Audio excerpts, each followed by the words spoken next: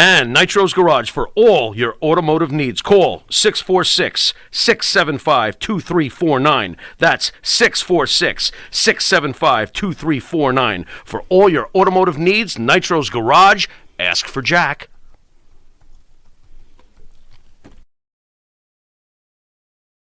Do you treat your dog as part of the family? Well, so do we. So why not celebrate your pup's birthday with the ultimate party box? Check us out on Instagram, Twitter, and Facebook at Party Pup Info, and let us make your pup's party or any celebration perfection.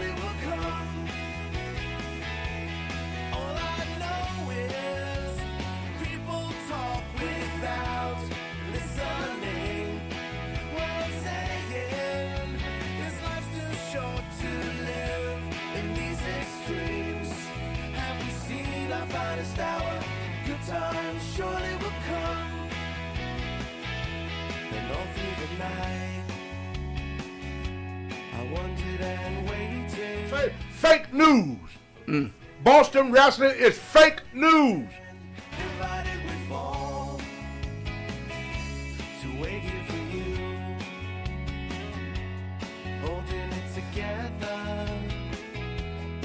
Just like a desert flower waiting on the rain to come.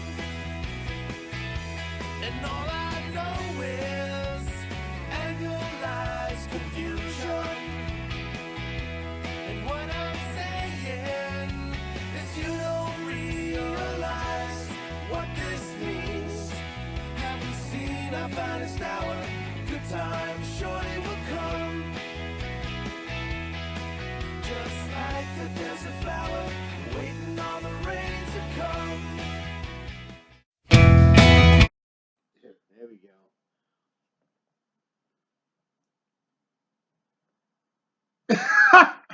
Well, hello once again.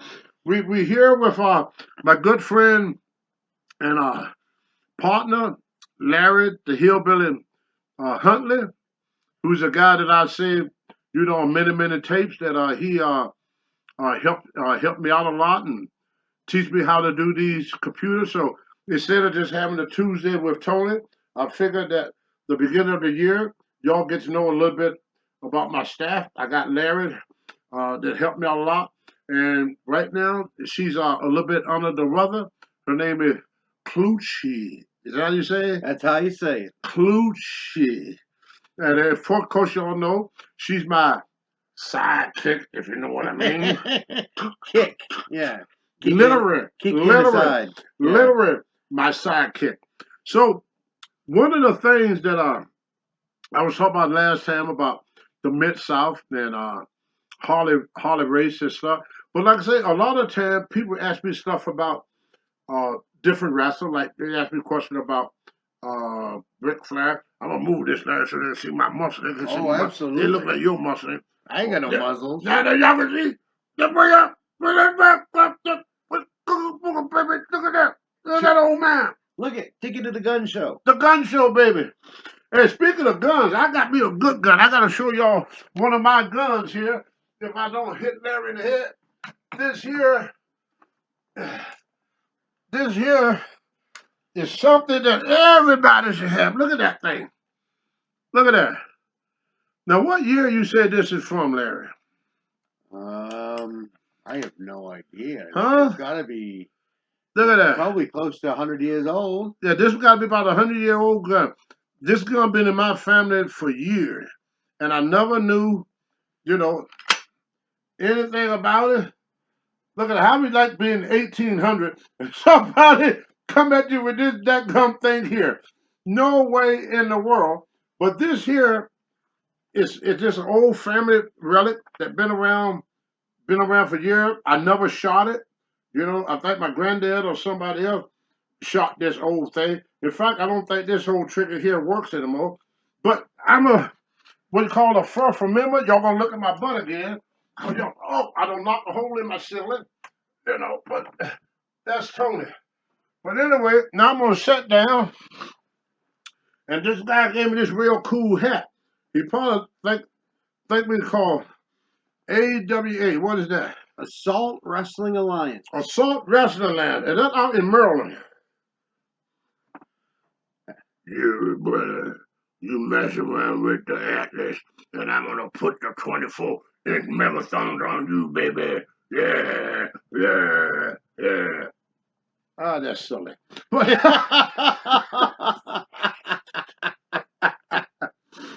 anyway, you know, I always say when they ask me stuff about Ric Flair, they ask me stuff about Hacksaw Jim Duggan, Ronnie Piper.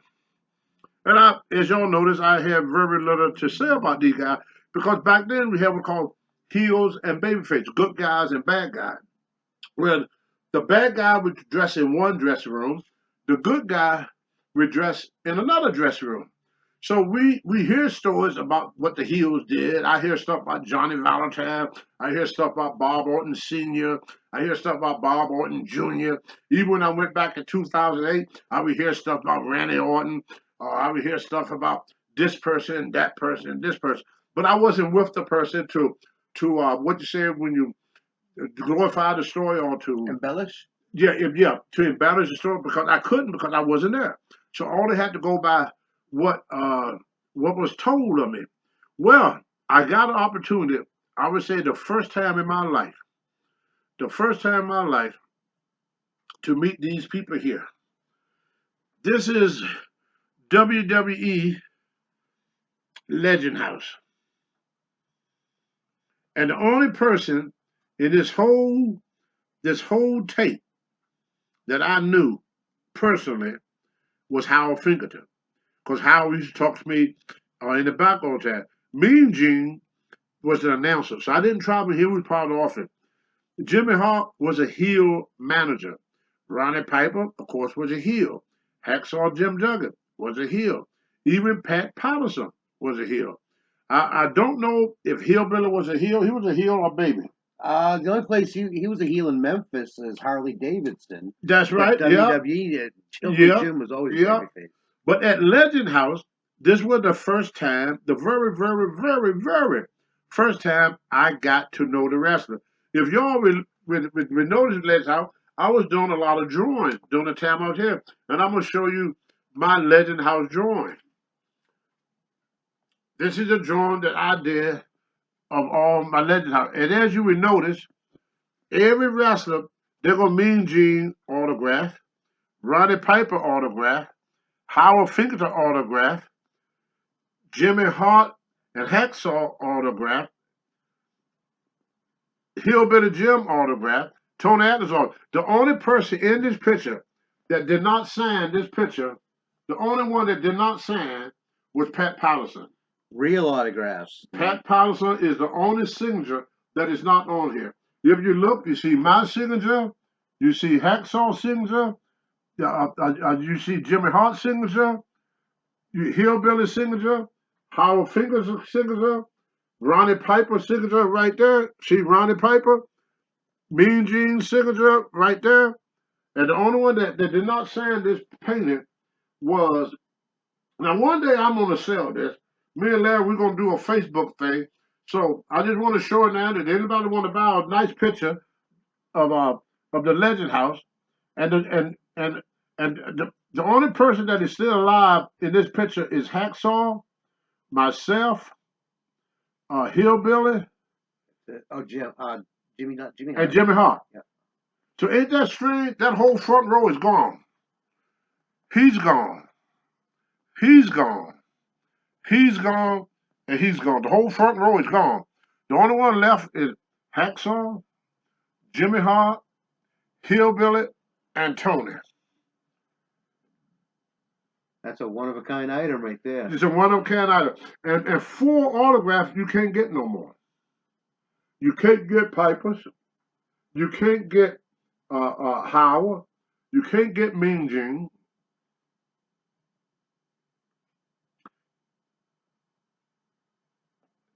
And you can't get Pat. So, but 7 out of 8 autographs. When people ask me who this girl, she was one of what they call the Pussycat Dolls.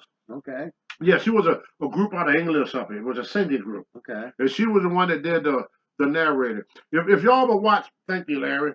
If y'all ever watch Legends Out, every time she came in the room, I try not to look at her because I didn't want my wife, because I knew my wife was going to see that picture, and I didn't want my wife, coming home after she saw that program and kick my ass, How long ago was that now? Well, we did a taping in Legend House for 2012, and it didn't air until 2014. And I went down to do the reunion with them. But a lot of people, the thing about Legend House, Pat Patterson said they would never do another one. Pat Patterson just kept saying that over and over and over. He said they would never do another Legend House. And so far, what Pat Patterson said is true. They have not did another Legend House. And I'm just guessing now, because y'all know I'm not the smartest, the brightest bulb, in the room. The lights on, but nobody home. The doctor will give me a blood test, and I stayed up all night to study for it. If my IQ was 1 point less, I'd be a banana. So I'm not the brightest, chip in the pile there, brother. So, but this is what just my guess. When we went to Legend House, there was no strip. We knew nothing. We didn't even know who was going to be there. In fact, when I flew down, I was at a hotel all by myself. Every wrestler stayed at a different hotel before they bring us to the building. Now, the building we stayed in was Where was this? What town? it was in Palm Springs. But the house that we did the taping at, Groucho Marx, the Marx brother. The house was owned by the one they call Harpo Marx, one of the Marx brothers. And that's the one that had that horn and the curly hair. Yeah. It was his mansion, and his son rented it out to the WWE in order to do a Legend House. And we got to meet Harper Mark's son, and I also got to meet the guy that Adam West. Now here's the story about Adam West I got to tell you. Adam West was part of Legend House, but you didn't see him. Because what he did, he went and he took and put it on the internet that he was going to be on Legend House. So they pulled him out of the scene.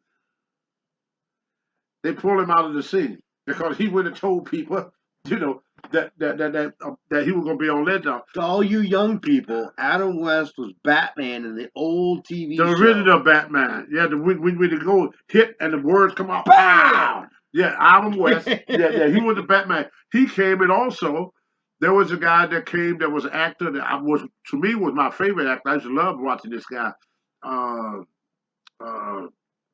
My favorite actor, but I can't think of his name right now, That one. That one. He was my favorite. I can't think of his name right now. That guy right there. Yeah, but it would come to me before it over. But the thing about Legend House, that all of us guys say the same thing. It was my first time to get to know Ronnie Piper.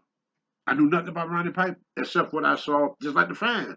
I was just like a wrestling fan because of Ronnie Piper. Because he was a heel, I was a babyface. He was a bad guy, I was a good guy. We didn't mingle. So the only thing I knew about Piper was the only time I knew Piper was in the ring. I never talked to him in the dressing room, never talked to him in the hotel, never talked to him in the gym. I only talked to Piper in the ring. Once Rocky Johnson and myself was a guest on Piper Pit. Mm-hmm. That was the only conversation I ever had with Piper was on Piper Pit in all these years. So I never knew Piper until they did Legend House. Once they did Legend House, what I found out about Ronnie Piper, Hillbilly Jim, and Jimmy Hart, they are the most talented, musical inclined people I met in my life. Jimmy Hart written all the music for Legend House. He wrote a lot of songs for WWE. For WWE, and people don't know it. Jimmy Hart, I mean, he's very, very intelligent when it comes to music. I don't know why he didn't go. Well, in fact, Jimmy Hart, he was in a band. He was in the Gentrys. The Gentrys. Jimmy Hart was one of the Gentrys, you know, which I didn't know none of this stuff.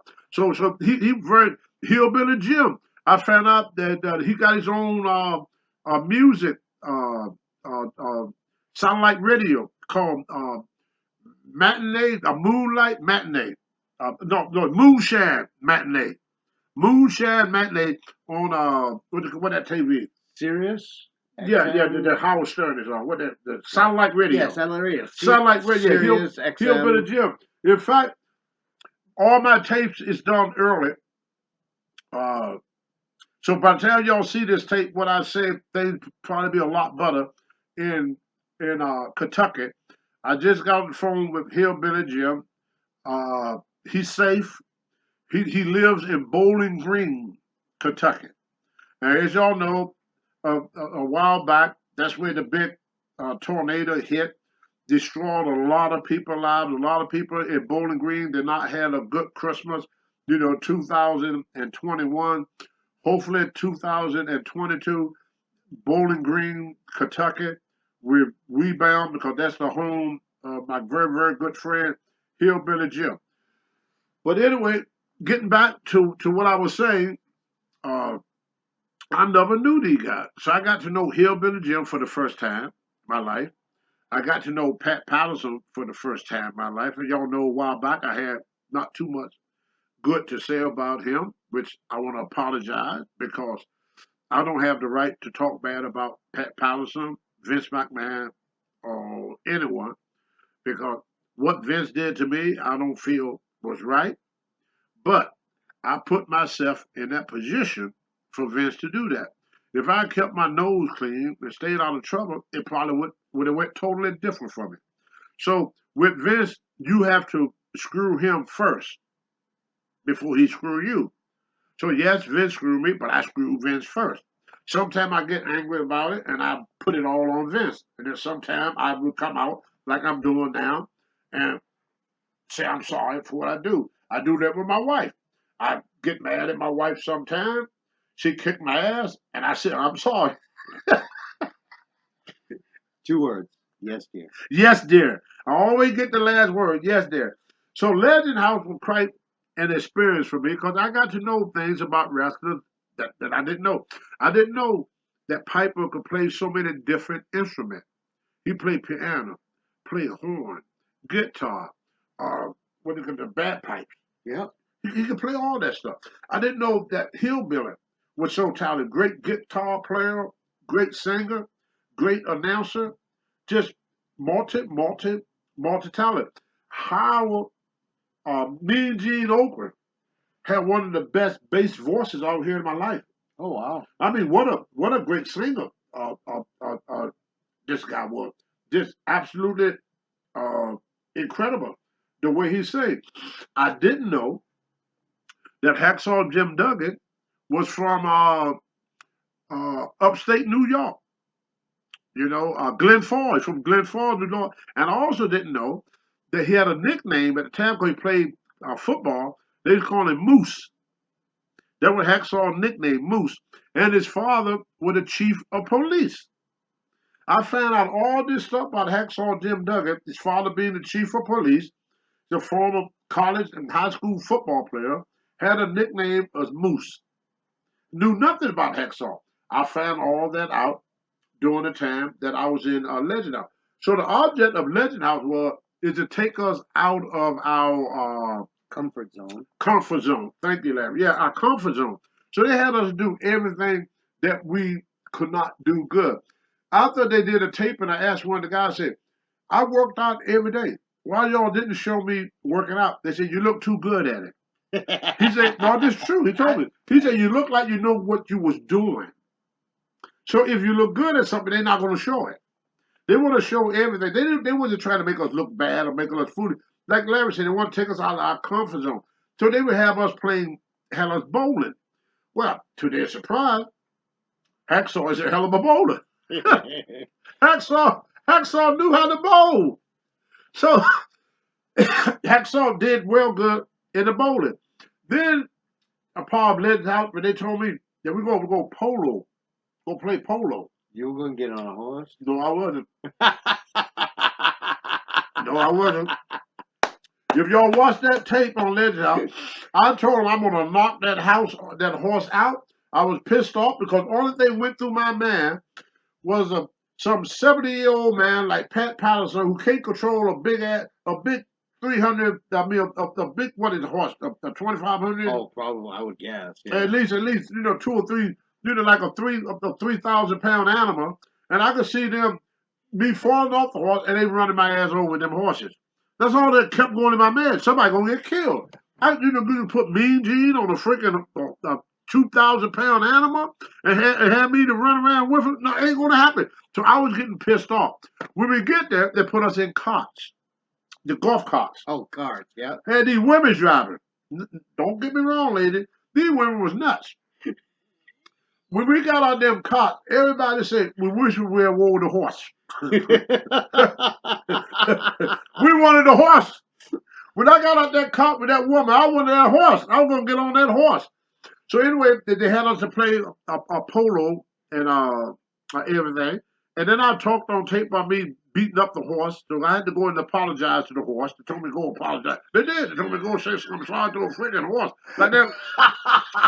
I went to say apologize to the horse. Horse spit on me. He didn't want to hear it. I had walked away with freaking horse spit all over me. I could have kept my apologies to myself instead of messing around with horse spit all over me. Then they had us to bowl, and we were fighting. We were going to bowl against these women, and every woman was 50 and up. They call themselves the Golden Girls of Vegas or something, and they whoop our butt. Yeah, because they actually know how to bowl. Yeah, we didn't. Yeah. They was good. Yeah, these old ladies. They didn't find 50-year-old women that had no clue. No, they was part of a club, the part of a club and stuff. Then they were there. One of the things that I remember, and I got to tell y'all this, they had this thing where you dress up like King Arthur, the Knights of the Round Table. What do you call that? Oh. You dress up like medieval fair or whatever. Medieval stuff. And you dress up like a medieval fighter. You have a sword and a hatchet and all the gimmicks and stuff. They gave me a freaking bow and arrow with big rubber tips on like this. They didn't want you hurt nobody. No, this is that now. Wait till you hear this. The rotten. I'm gonna lose my religion. So anyway. These people are charging you. Man, all these guys are going to charge us. I got this bow and arrow, and they call it the Bow of Atlas. Ronnie Piper had a sword that was 10 feet long. Everybody had a better weapon than me. See, with the bow and arrow, brother, once you shoot the arrow, you done. Oh, you only had one? No, I had 3 arrows. But they charging you, Larry. Yeah. So I shoot one guy, and then the rest would jump on me. So the guy I shot with the arrow, he had a big club. So right away, I grabbed his club. I ain't supposed to have that club. But old Tony ain't no dummy. I grabbed this club, and I started whacking people with this club. Were they wearing armor or something? Yeah. Oh, okay. They had all this homemade stuff. I'm racking them all with this big old club that I got from another guy. So finally, I looked over and I saw the wizard, and he was holding the girl. Yeah. I run over and I hit the wizard. The wizard go down. Piper run over after I hit the wizard and stabs him and go, ah. So then they said, we got to redo the last part. We got to redo it. Okay. So I'm listening. We got to redo the last part. And the guy said, why? He said, that was great. He said, Tony Atlas won. Tony won? Tony won. Oh, we got to redo that. So they redone it where Piper could win. Yeah. But it looked like crap. So they stuck with the original tape. That's why they gave me the bowl to eliminate my ass first. Yeah. See? Because I'm old Street Fighter. I know how to fight, and I know how to fight in a crowd. So they said, we got to figure out a way of getting rid of Tony. Yeah. That's why they gave me the bow. The bow is good if people stay away from you. Right. The bow is the shit if they charge you. Oh, yeah. I mean, once you shoot two, and I had 3 arrows, and 20 people charging me with 3 arrows. So they had it all planned for me to be eliminated early in the game. And Tony said, I ended up winning. And then they said, well, and you know they jumped on me for that. You're not supposed to be using other people's equipment. You got to use your own equipment. That's why we gave you what we gave you. I said, you should have gave me a club. Because that's what I use good. I took that club. Then you watch that legend, I ended up winning. But being smart in the business, I put the crown on each guy's head. I didn't take credit for the win. there you go. That's right. So Piper ended up with the crown. But they was hard at me because I won that thing. Then another thing they had us to do is go and do what the women do in the aerobic. Zumba? Oh, Zumba? Zumba. Yeah. It was like We'll take our old stiff dance butts. aerobics. Yeah, dance aerobic. Yeah. Our old stiff rusty butts out there. It looked like Frankenstein, the mummy, creature of the death. I look like Herman Monster out there. So who was the most spry? Oh, we all blew up. Okay. We all got tired as Well, hell. who was the best? It was Jimmy Hart because he was the smallest? No. Jimmy Hart went and sat down. Pat Pizer went and sat down. Hacksaw kept going. Hacksaw didn't know where the hell he was at. I don't know where to go yet. That's his whole. The whole idea is that's just don't quit. Yeah, he just wouldn't quit. Just don't quit. He just kept going. So I would say Hacksaw stayed on the floor longer than anybody. I did pretty good. Then my leg muscles started getting tight. My back started hurting. I started getting gas and passing wind in the classes. I must have funny on tape at least 4 or 5 times. You know, everybody go, whoo, Tony, what the hell did you, what crawled into you and die? And I just walked around, I was dancing around. But that's how they wanted. They wanted us to be out of our element, and that's why legend, how Pat said it would never be done again because we didn't know what was going on. So finally, we're gonna do an art show, and all of us got to create some art. It'll be a fundraiser. The money gonna go to a charity. So the guys wanted me to be in charge of the art because I do artwork. I said nope, I'm not doing it.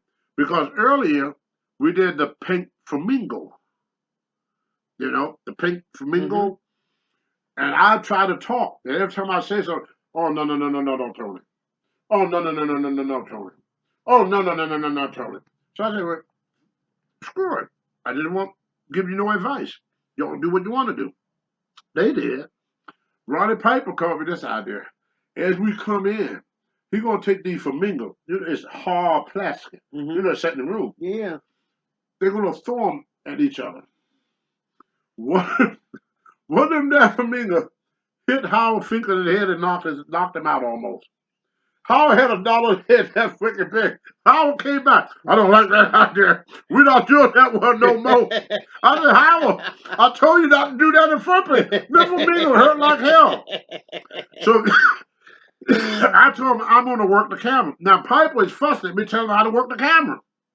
I said, Piper, all I do is hold the camera on you. So we get in a fight about how I do the camera. Now, Piper off air, I hear Piper say, well, Tony's not a team player, blah, blah, blah, blah, blah, blah. What do you mean I'm not a team player? You tell me to run the camera, and then go tell me how to do it. Everything y'all tell me to do, you tell me how to do it. So we got pissed off, fan. I jumped off the table, and I said, I tell you what, all y'all just kiss my big black ass. And I went back doing my doing my drawing. But at the end of the day, we became closer than we ever came before. We got to know each other on a personal basis. I like to chew tobacco. I used to go in the bathroom and I would spit in the toilet, and I leave little spots of tobacco juice all around the toilet. Me and Gene Oakland were my roommate, so me and Gene get up. He saw that little tobacco juice all over the toilet. Me and Gene go to the table and say, "Pat, I don't know why they give me that toilet." He leave shit droppings everywhere. He thought, he thought, He's not even way above it. he thought I had diarrhea or something, and I was leaving little spots to do. Squatting from about 3 I was feet above it. Above it. Did you clear that up? Oh yeah, he said, "You're gonna have to clean that toilet. I can't be using that toilet, and you leave me shit all around the top." I said, "BG, that's not shit." He said, "What is it? It look like it." I said, "It's tobacco juice." He said, "Well, I don't want to be sitting in tobacco juice early in the morning and everything." So me and Howard, we used to get up and make the coffee for everybody. Now we go in and I work out. But they always ask me would I do another legend, and I said yes because it was a wonderful experience. I got to know some really, really wonderful people. And a lot of us, like Hillbilly Jim and uh, Jimmy Hart, we became the best, I would say, the best of friends. Especially Hillbilly Jim. Hillbilly Jim, he looked after me. He treated me like I was gold.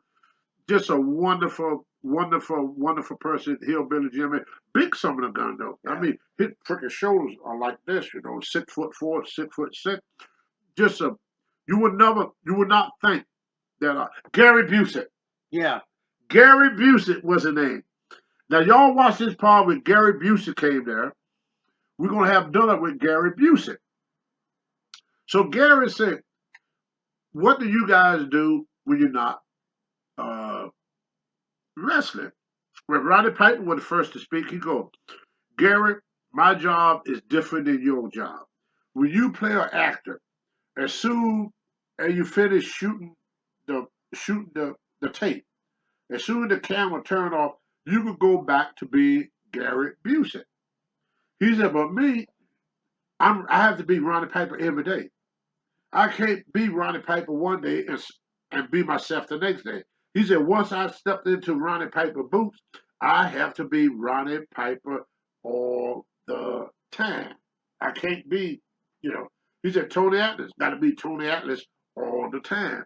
Jimmy Hart got to be Jimmy Hart all the time." He said, "When the acting world, you get to play a character, and then you get to go back to being yourself." He said, "So," and Gary said, "Boy, that's got to be rough on you guys to always." You're getting a glare, Larry. Oh, I'm sorry. He said, "It got to be rough on you guys." No, you can hold it up because I know you like my belt. That's the old Tony Atlas belt there. That's my one half of the world tag team champion. Rocky Johnson got the other half.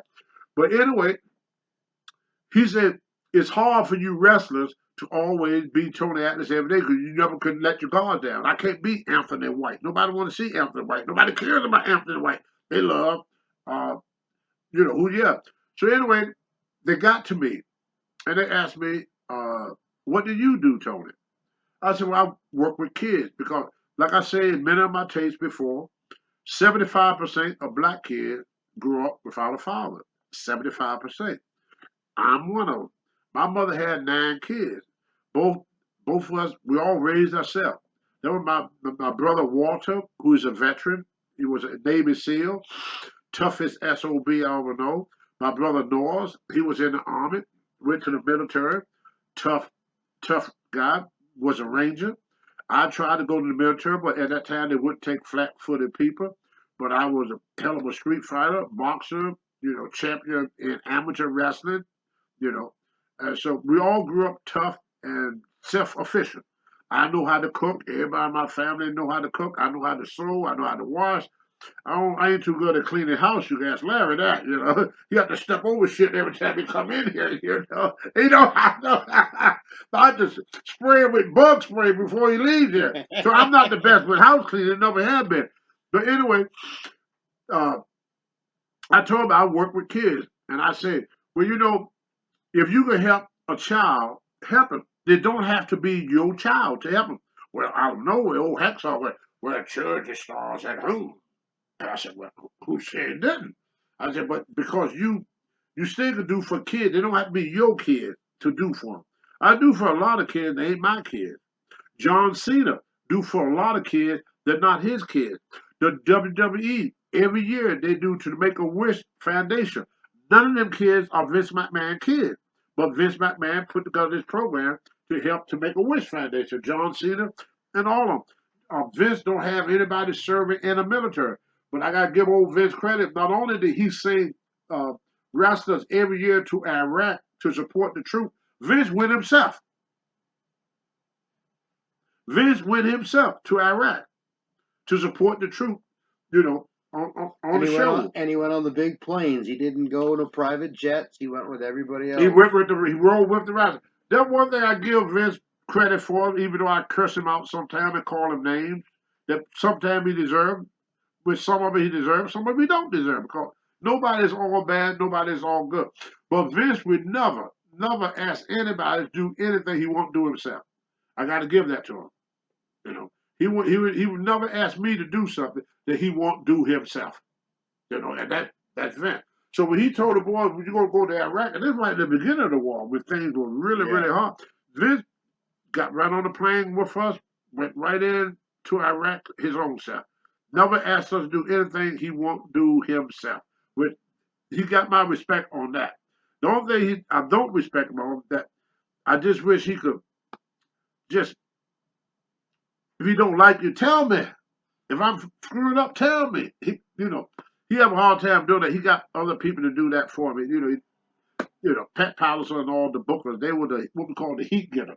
Yes. So the promoter would say something, get rid of this guy, and then it'd be the booker that fire you, not the promoter. Where with Cowboy Bill Watts, he gets in your face, you're fired.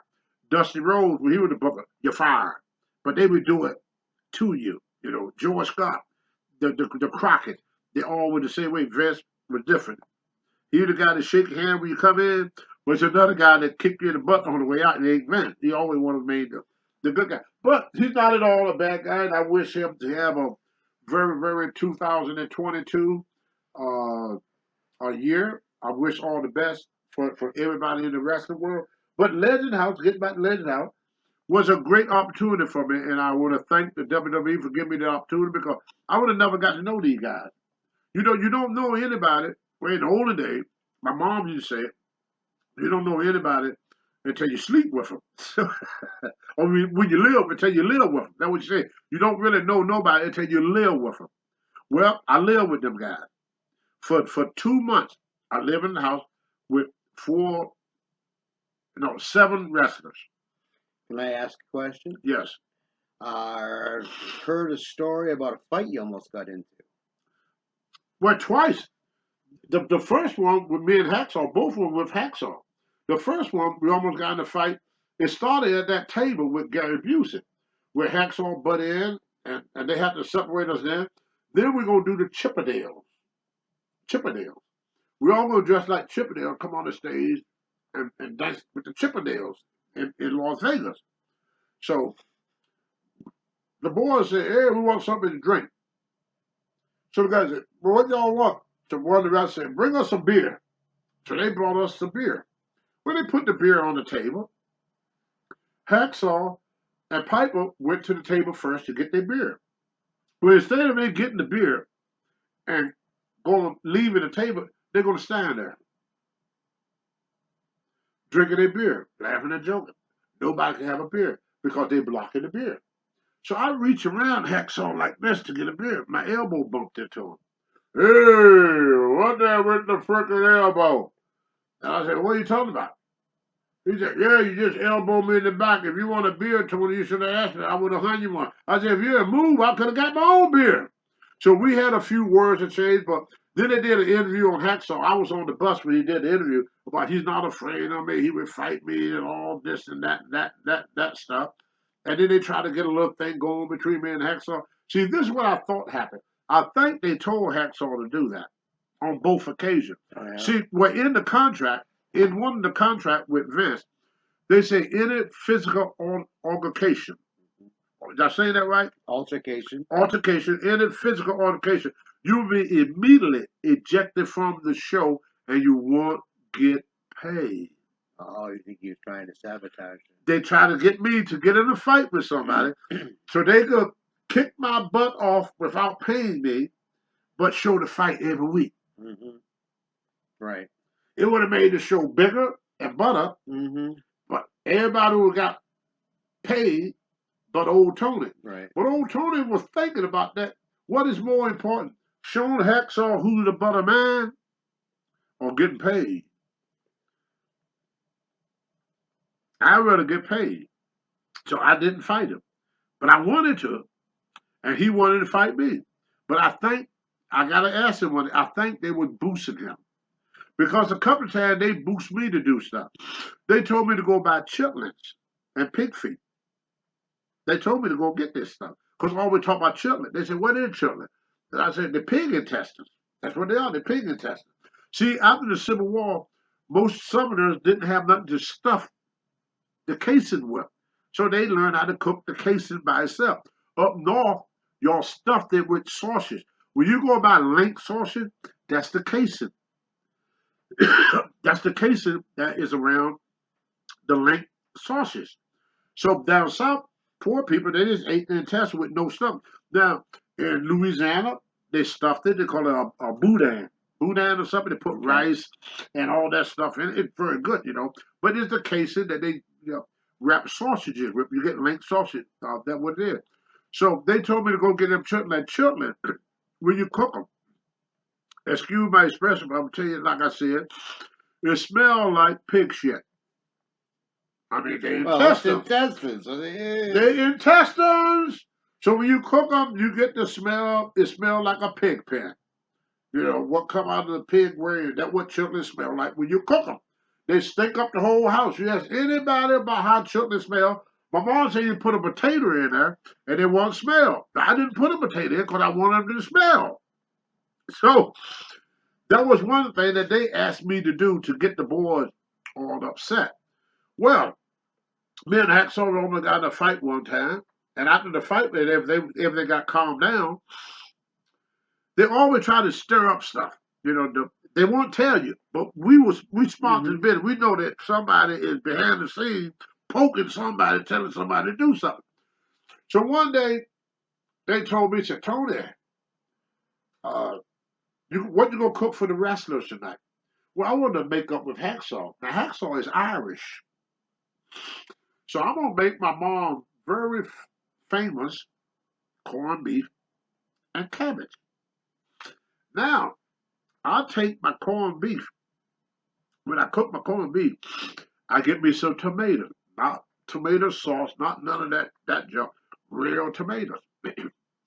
I would take them tomatoes and I would boil it enough where I could peel the skin off of it. Okay. Then I take them tomatoes and I put it with some onions, some cooked onion. I will put it in a blender and puree it. My tomatoes. I make my own tomato sauce. Now you can put a little garlic in there, a little salt and pepper, however you want to season it. Then I will take my corned beef and cook it in that tomato sauce. See what I'm saying? Yep. That's how I used to do that, Mama John. Now with my cabbage, I get me clove of garlic Oh yeah. in cabbage, and I would slice it until it is, how you say it, paper thin. Yeah, you see through it. You can see through it. You have to do it with a razor blade. Take a razor blade. It's tedious, very tedious work, and it is so thin that when you hit that hot sauce, it disintegrates. Wow. And put a little salt, pepper in that. You know, in that. That's how I made my corned beef and cabbage. Well, all day, them wrestlers would come in the kitchen. Oh, Tony, that smells good. What you got going on? I said, I got a little corned beef and cabbage going on here. I said, this I'm doing. Corned beef and cabbage. Oh, Tony, she done yet. She done yet. Oh, that corned beef and cabbage smells so good. So somebody got the bright idea to order some food. To order food. Mm-hmm. So here, as Was soon that them needling them again? they order some food because they want to piss me off. Yeah. I've been cooking all day. And you ask anybody, I remember one time I was I got to tell this story, and then I get back to this one. My first wife, Joyce Tarver, is my daughter mother. Me and a guy named Fred Cheney, we were living in Atlanta, and we were going to drive down to Opelika, Alabama, so I could see Joyce just before we got married. She was pregnant with my daughter then, and we stopped at a Kentucky Fried Chicken and ate. With Joyce been cooking all day long. Oh no! We got there. And she was pregnant. Yeah, and she Oh was no! she was like this pregnant. It don't matter. She's Yeah. still got the hormones. In her. Yeah, almost. So we get there. She said, "Well, I got supper already." We go, "We ain't hungry. We ate all the way." She took that food and threw it at me. Oh, dude, I can She imagine. threw that food at me. So I kind of, yeah.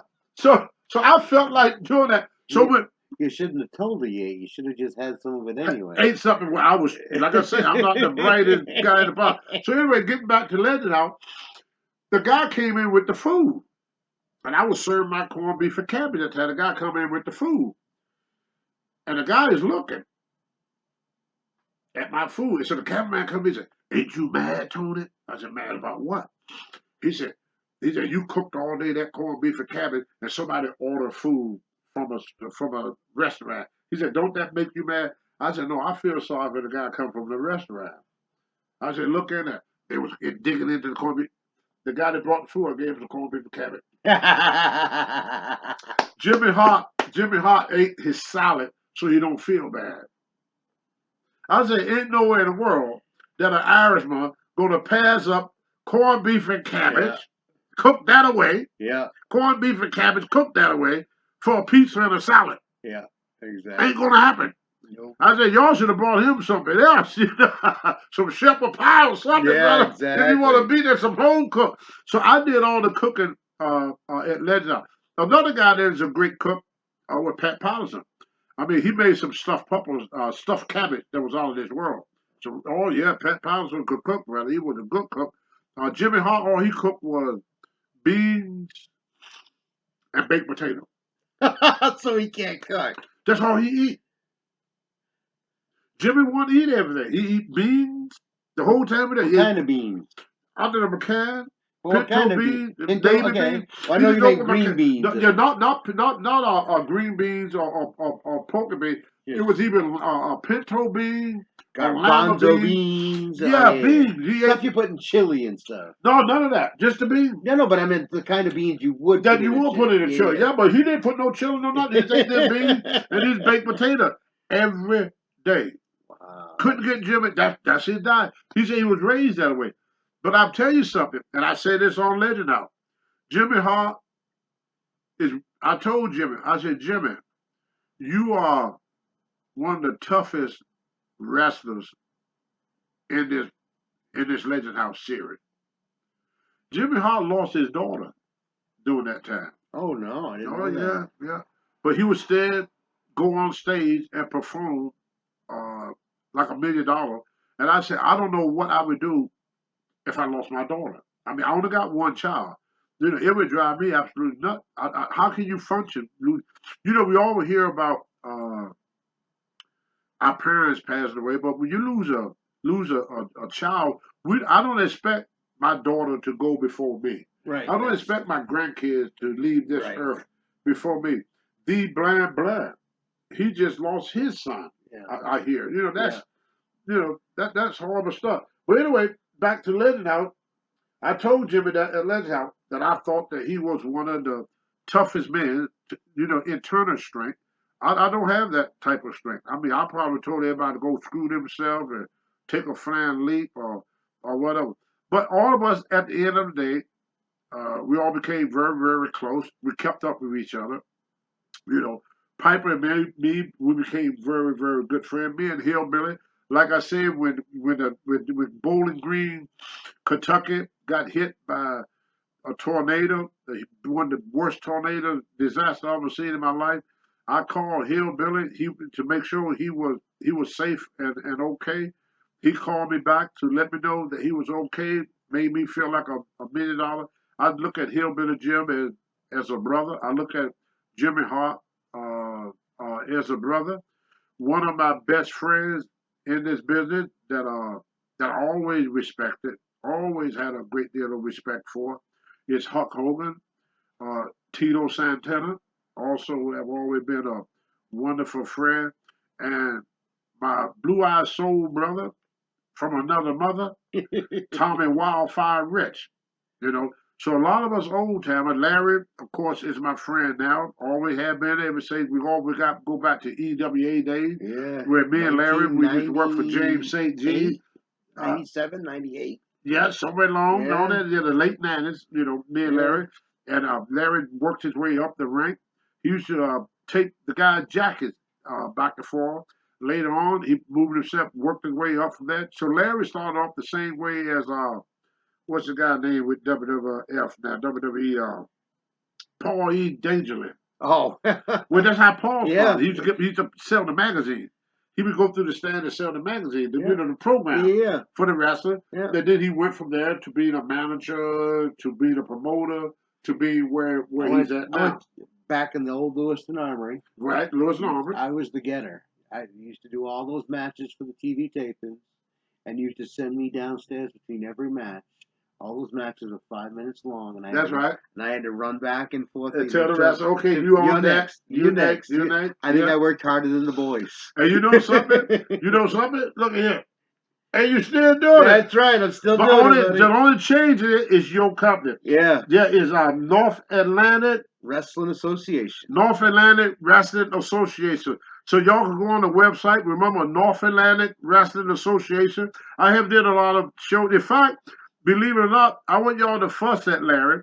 Because you know Larry put me in the ring. He had me to wrestle in his ring. Me and him, we are tag team partners. This is my new tag team partner. I got this young buck here that put me in the ring, got the hardest chop in the world. Me and Larry, we jump in the ring. We wrestled. We did a show not too long ago. Kennebunkport. Kennebunkport. That's the home of George W. Bush Sr. Correct. Is it George H. Bush or George W.? George Sr. George Sr. Bush. Former president. George, he lived in Kennebunkport. We just did one in Kennebunkport. And now Larry tell me I'm going to do a show in January along with him that sometime this month. I was supposed to be in Brewer. Right. And I'm going to get in the ring. And we're going to tag team again, baby. I'm going to do my thing. And I'm going to tell y'all, I still got two of the best moves in the business. I got two of the best moves in the business. Getting in the ring and getting out. Everything in the middle is... Don't forget this. Yeah, but everything in the middle, don't worry about it. It ain't that good. But I look good getting in, and I look good getting out. Hey, we got a few minutes left. Right. We've talked about Legend House. We haven't talked about the reunion. And I know, because you've told me the story before, about the reunion wasn't supposed to be about you, but it ended up being about you. Right. Because somebody wouldn't sign something. Do you remember that story? Yes. What it was, they gave us a contract to sign. And the contract read that we give up all our rights to any royalty to Legend House. They're going to put it on the internet, but we will receive no royalty. Whatever we got paid, that's it. There will be no royalty from Legend House. Well, Ronnie Piper said he's not going to sign it. So when we get there for the reunion, I'm sitting at the table eating with all the wrestlers. They come and get me. And they told me, we got a private dressing room for you. A private dressing room for you. If you notice when you watch the reunion, all the wrestlers are sitting on stage but me. And so the announcer, I'm in the room watching the monitor. The wrestler, the guy asked the wrestler, hey, that Tony was an asshole, was it? Piper said, well, you know, Tony, he's different. I wouldn't say exactly he's an asshole, but, you know, he takes some getting used to. But he was an asshole. I mean, he got into a fight with just about everybody there. He got into a disagreement with everybody there. And then Piper. So they kept needling Piper. Finally, Piper said, okay, Tony's an asshole. Are you happy? They kept needling him so he could say that. Yeah. They tried to get Hillbilly Jim to say something bad about me. He wouldn't do it. Then they came up when they had me to come out. The guys tell me, "Oh, did you hear what they say about you, Tony? They call you asshole. If I were you, I would really put it on them. I would really put it on them." When me and Hacksaw, we had changed a few words, but that's pretty much about it for it comes. Hillbilly Jim would not talk bad about me. So that same year, they're gonna do WrestleMania. They advertised on the computer that all the cast for Legend House is gonna be at WrestleMania. So I said, "Oh wow, I should be getting a phone call pretty soon. I'm one of the cast of Legend House." The only people that did not book was me and Hillbilly Because you guys are both nice. because he would not talk against me. So they didn't book me and they didn't book him. They booked Jimmy Hart and Hulk Hogan, and Hogan was not even on Legend House. Y'all remember that when they advertised Legend House and they had everybody there. Mean Gene was there. Patterson was there. The Hacksaw was there. Howard was there. There was 6 Legend House people there, but there was no Tony Atlas and no Hillbilly Jim. You want to push the needle. Cause Hillbilly Jim would not badmouth me, and because he would not badmouth me, then Vince decided he could not be part of the WWE Legend House that year. And your fans out there probably remember that time. And they show pictures of Hulk Hogan there doing the double bicep, but nothing against Hogan. Hulk Hogan doing the double bicep there. But see, Hacksaw was not supposed to be there. They changed the man. It's supposed to have been Sergeant Slaughter. Okay. But they changed the man. They replaced Sergeant Slaughter with Hacksaw Jim Duggan. But Jimmy Hart told me later it probably worked out better that way anyway, because Hacksaw is really, really outgoing, and Slaughter kind of an introvert. He's a nice guy, but he's not really, he's kind of quiet in real life. He's not what you call a wild, crazy, stupid Tony Atlas type of person. Well, once again, we want to tell all you wrestling fans that we really appreciate y'all watching us all of 2021. Now we're into 2022. I want y'all to keep on watching Martin the Pharaoh. And like I said, this was all about Legend House. We got all the wrestlers' signature here. This is the only picture in the world where you're going to get all the wrestlers' picture. This was drawn by Tony Atlas. I got Ronnie Piper, and I was just so lucky. And the only signature that I didn't get was Pat Patterson. But Hillbilly Jim saying this, Hacksaw Jim Duggan saying it, Tony Atlas saying it, Howard Finkel saying it, B. Gene Oakley saying it, and Ronnie Piper saying it. And Ronnie Piper was the first signature. He was the very, very first signature. Right there. Did you get along with everybody except for? Well, me and Hacksaw got along. We just got into these little spurts one day. Yeah. We were kind of like old married couple. Yeah, in fact, when I made that corned beef and cabbage, Jimmy Hart made a statement. And Jimmy Hart took and said, "Ain't that something? 5 minutes ago, you guys wanted to fight each other. Now you're sitting around eating Tony Atlas corned beef and cabbage and want suckers." Hacksaw, "Can I have some more of that corned beef and cabbage?" And what did Duggan say to that? He just ate his corn. He didn't do nothing. He kept eating his corned beef. He didn't deny it. Right? Did not deny it. Yeah, old Hacksaw standing job. We put that food for the Hacksaw. He forgot all about the fight. But that's wrestling. I gotta give you some stories about you and Piper on Legends House. You guys must have done something. I just watched him a lot. All right. Well, And he wasn't all there. well, yeah. Piper, I would say, was one of the toughest. If you got in a fight with him, you better bring a lunch. They said he was quite a street fighter. Oh, boy, it was like he had a high tolerance to pain. He one of them type guys, the more you hit him, the meaner he get. Oh. Yeah. It was like the Incredible Hulk. When you fight the Hulk, and the Hulk, instead of getting weaker, he gets stronger and stronger and stronger. Well, that was Piper. Piper, he was crazy. Yeah.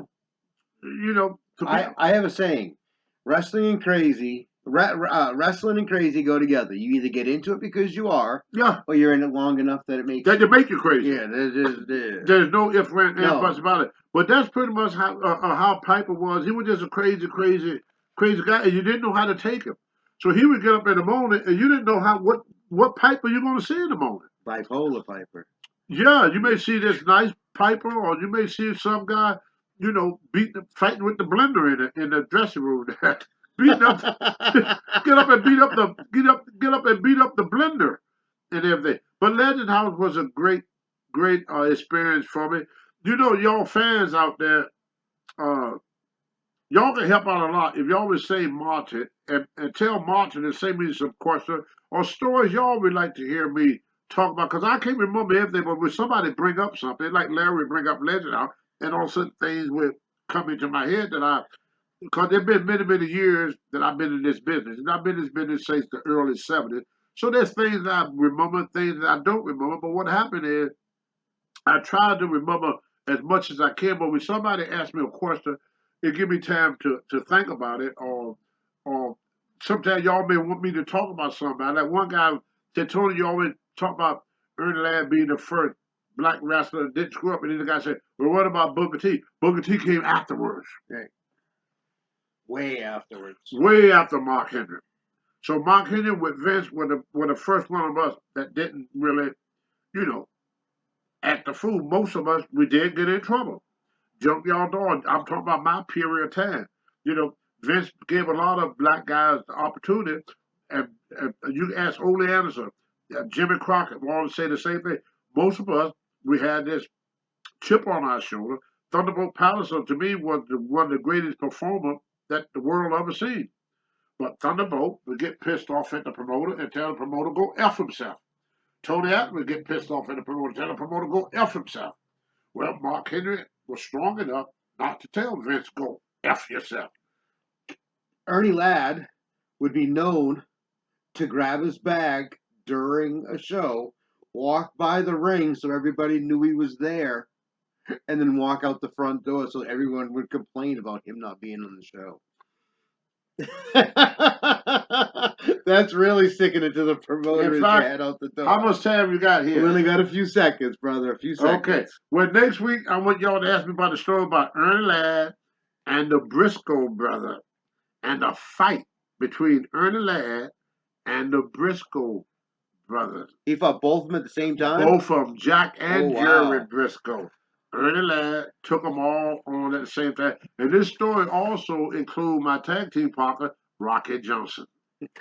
We're going to see you next time, guys. This Tuesday with Tony.